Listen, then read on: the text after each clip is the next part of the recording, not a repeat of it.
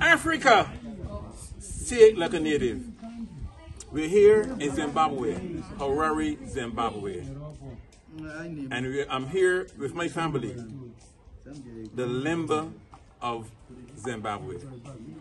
We're here to dispel a lot of rumors and a lot of lies that is being taught in America and in the Western Hemisphere.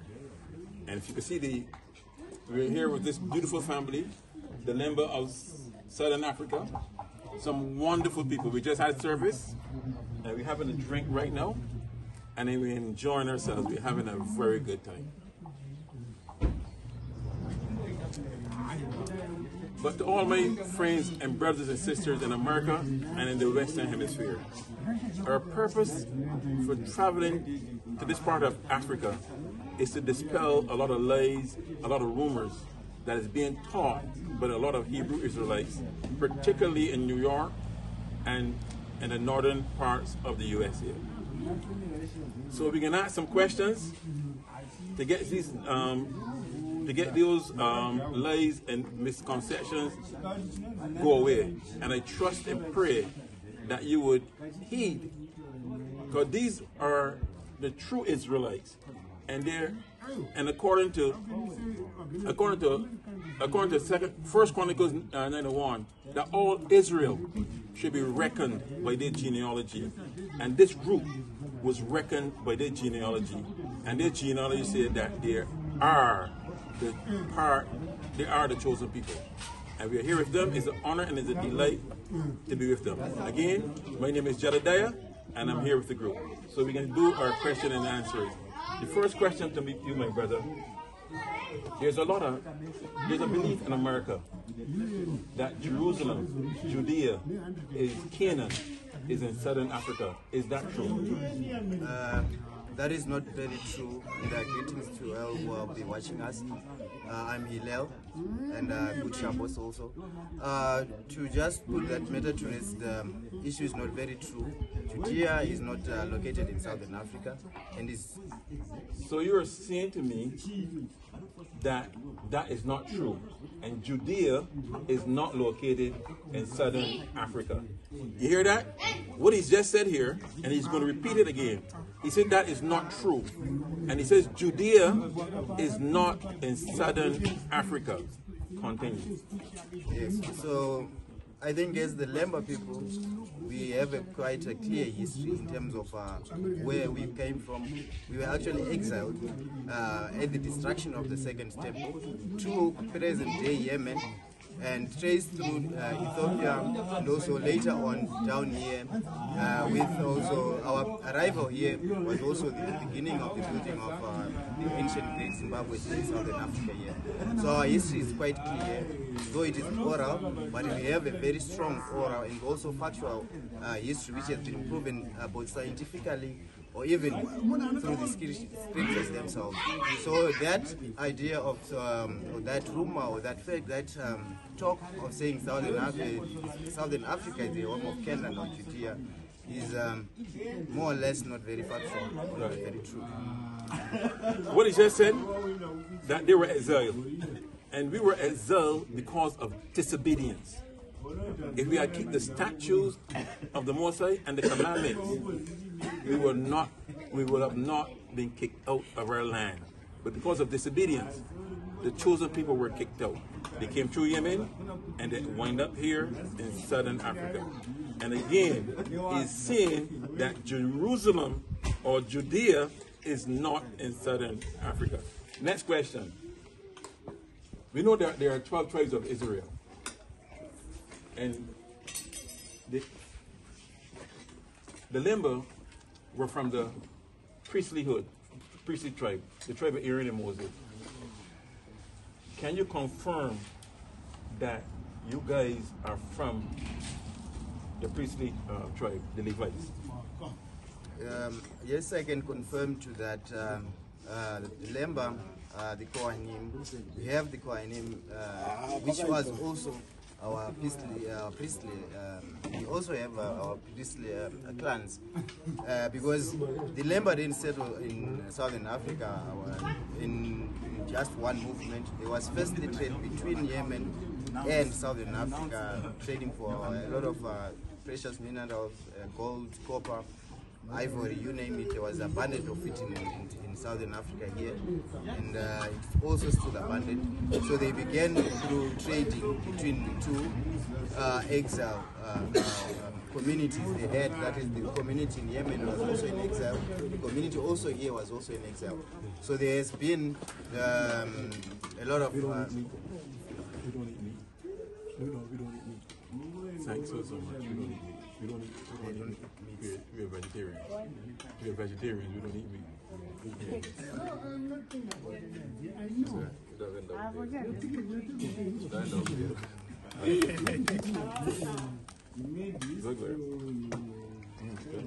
Yeah, so for the Lemba, we also have the 12 tribes which came down here, though we don't quite really know are they all the 12 tribes or not, but we have a priestly clan, which is the Buba, which even when they were genetic tastings, there are very different levels of the Kohanim gene in the Lemba.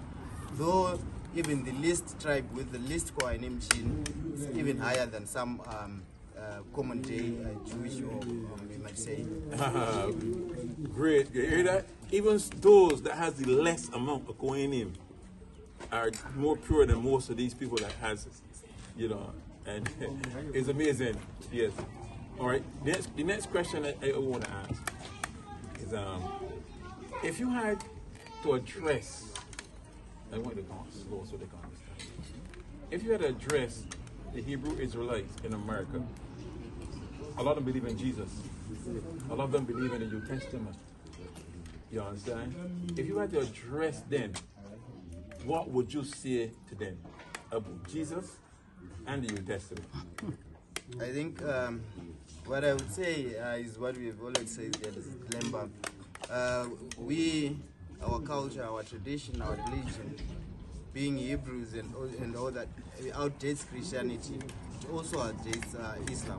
For those who are true Hebrew Israelites, I think it will be more or less do justice to them if they follow the oldest. Not to say other religions are lesser, but if you are a Hebrew Israelite, you have to clearly know your space and your place in terms of worshiping God. If you go back to the Torah, it tells you a lot that you worship God the way you are supposed to worship, which is different from all other people. So if you are a Hebrew Israelite, you should know that you worship differently from other people. And you cannot then start to adopt maybe present day or religions which came after already you had an identity. I think that briefly that is what I would say. Hebrew Israelites, did you hear what this gentleman had to say? You have your own space. If you read the New Testament, if you believe in Jesus, you are Christian. You're not a Hebrew. Again, if you read the New Testament and you believe in Jesus, you're not a Hebrew. You are Christian. So if there are any questions that you want to ask anybody in the audience who would like to ask us, feel free. You know, we are brethren. Don't feel no way. We're here to dialogue. You won't see it, might not see us again unless we come back another time. We are family. We are one.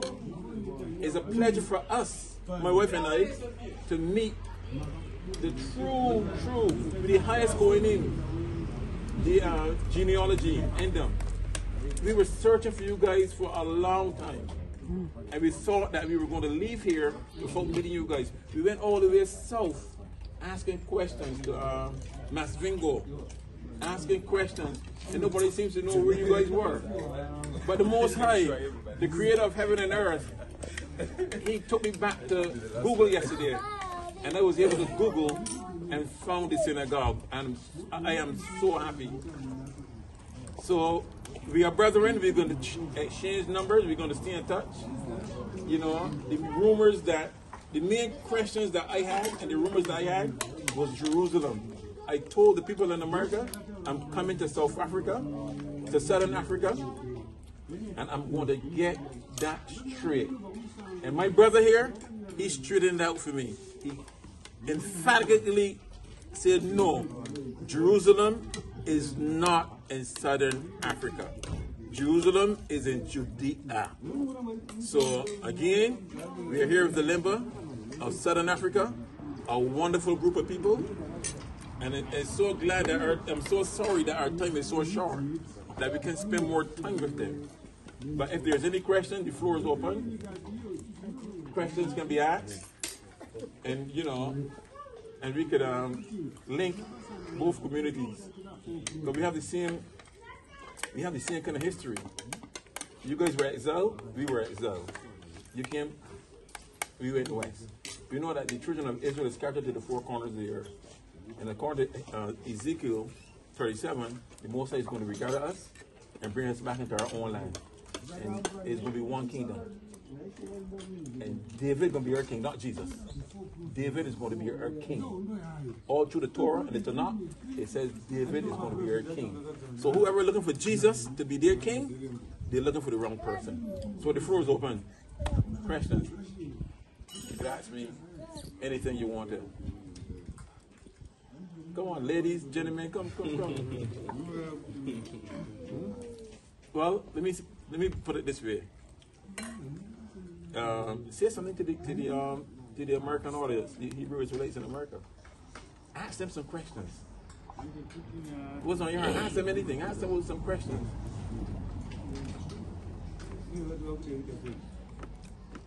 No questions?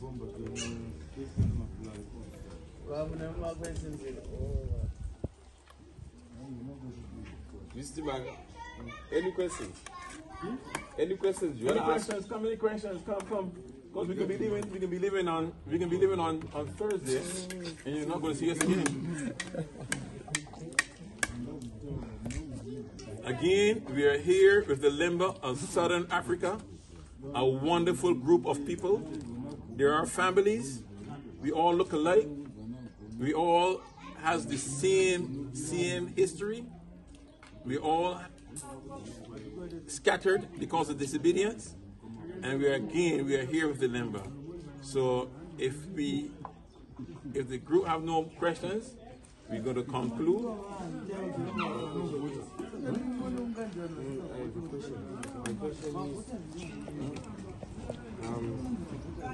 Other Jewish communities in the US, how do they regard you?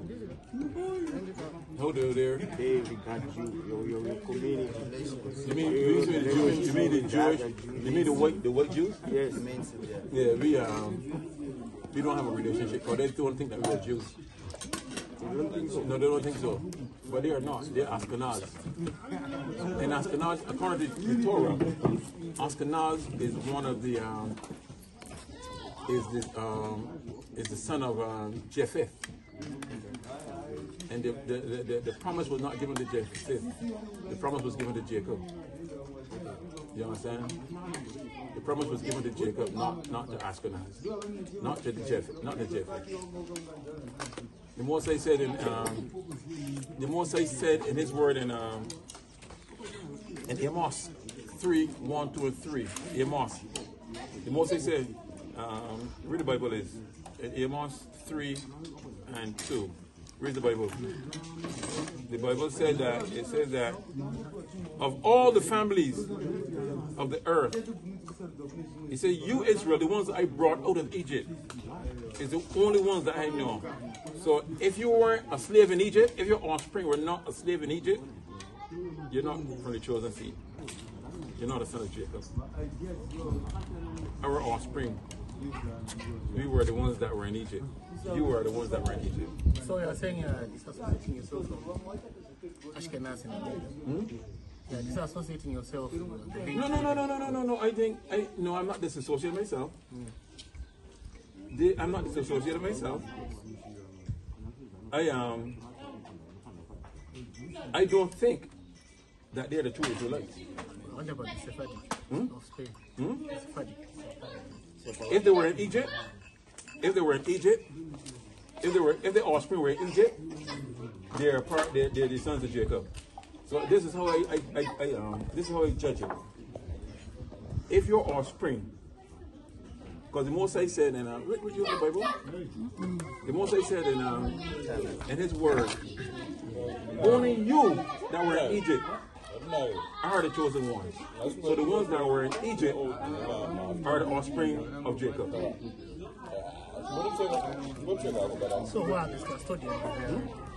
So whom do we say are the custodians of the Jewish tradition presently? Whom can we say are the custodians of the Hebrew tradition?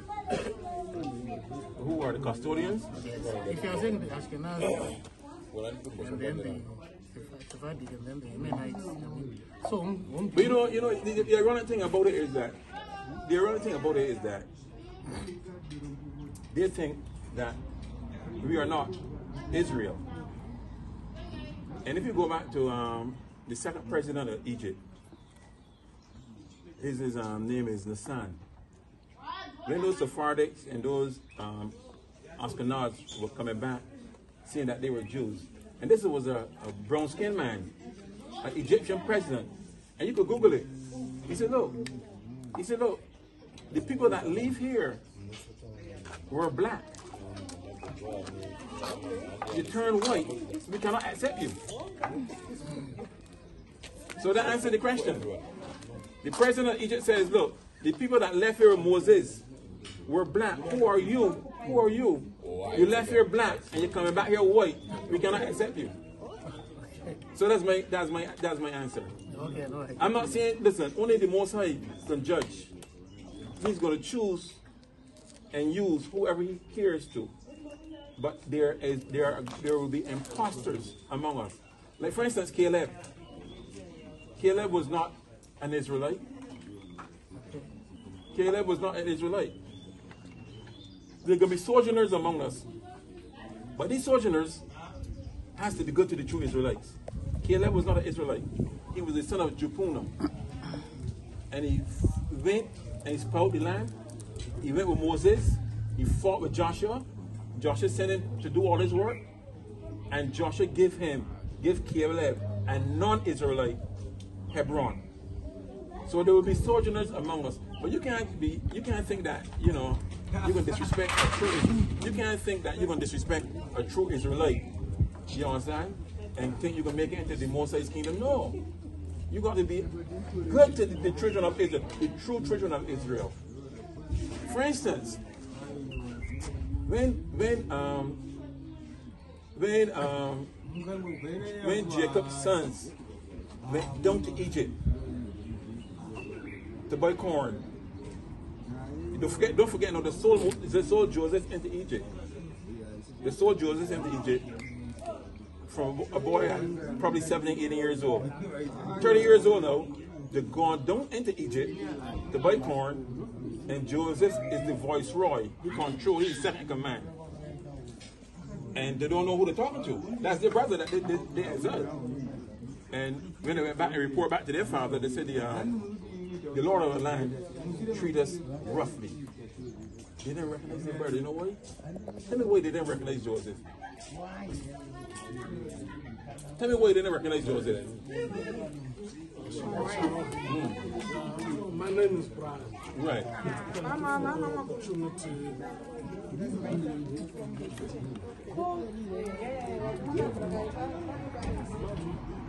My biggest question is when you look at the Jewish community, there are disparities. Like when you're now looking at the African section, right? It tends to be economic imbalance, financial-wise, material-wise. Not in the sense of, my question is not in the sense of being materialistic, but when you see the world out there, when they see me wearing this, right? The moment they see me wearing this, they're like, wow, it's a Jew. And they want to see what I have. Because when they hear about our forefather Abraham, our forefather Isaac, Right. our forefather Jacob, right? When they read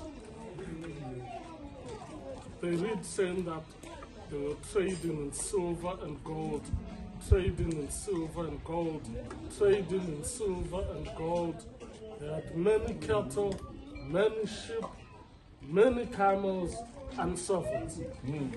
If you translate that to this modern day, you are talking about forefather Abraham having a multi-corporate, having employees. Right. So when people now see us now, they've got questions. They're like, okay, these guys are Jews, they're Africans, but what do they have? But my question now is, the other community, right, in the first world, the Jewish community in the first world, it's my plea. I'm not saying it should be spoon feeding, but it should be a kind of a design where there's an empowerment program, right? Where like the moment you see us gathered here right now, it's like we get to know each and every person in this community. And you ask, what are your needs that you can uplift yourself? What can we do for you for a start to uplift yourself? Like right now, most of us, we've used public transport. We've commuted. It's not a good scenario because your focus for Shabbat, right, is you focusing on Hashem. He's so focused in His holiness and His righteousness. You want Him to make you whole, make you clean, make you holy, make you righteous. But you know, the environment where you come from home, coming here, there's so many challenges you face whereby it's not conducive, you know what I mean? Right. So my heart's cry now is that the Jewish community in the first world looks at their brothers who are in the third world, like this Zimbabwean community, and identify each person's gift or talent and empower that person. There's a, like I said before, there's a difference between spoon feeding and empowerment. Empowerment is saying, here are the tools, here's the start. And then Hashem blesses them. But let me say this, right? The Jews in the first world do not even believe that you are a Jew. And you know what caused the stir? When you insisted that your foreparents fled the land of Canaan and came with Moses, they said, oh no, they can't be right, because you know, Jews are white, Jews are not black. When they took the DNA, it was the highest. The Lembas had the highest. 3 times as much as those so-called people that live in America and in Europe. 3 times as much. 50 and the 50%.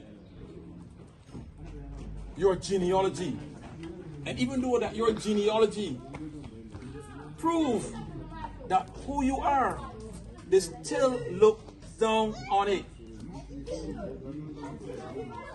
They still look down on it. You know why? They're ashamed. We're black. We have nothing. We are less than them. You cannot be the true people.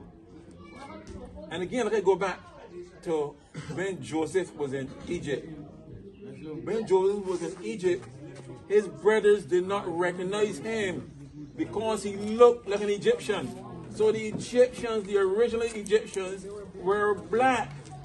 These people that come in now in Northern Africa, they are imposters. When in the 10th commandment, and the movie of the 10th commandment, when Mosai told Moses to put his hand in his bosom and pull it out, it turned white, and then it came back, it turned natural. And they could not put that in the video, in the movie. Because the true Israelites are people like you and I. Again, like I said, they are from the seed of Japheth, but I don't exclude them. If they keep the statutes, the laws and the commandments and live righteous and take care of the true children of Israel, there could be like Caleb, a sojourner. And even if you go to Isaiah 56, it says that those that do that will be engrafted. They could be engrafted as an Israelite. Caleb became an Israelite and he got Hebron because of the good that he did to the true Israelites. He helped Joshua. He was a servant of Joshua. And he fought and he went to Israel and he spoiled the land and he saw the giants in the land. And he went and fought the giants. You understand? So you guys have something to be proud of. We don't let the skin, this is the true skin. This is the true color of humanity. God only created two people. He created Adam and he created Eve. Two black people. Because, and if you go down through the line, you can see where the colors came from. Genesis 25 and 25. It said that Esau was red. So that color started from Esau. And you know who was Esau? Esau was an enemy of Jacob. He wanted to kill his brother because that his brother got the blessing. We are the offspring of Jacob. So again,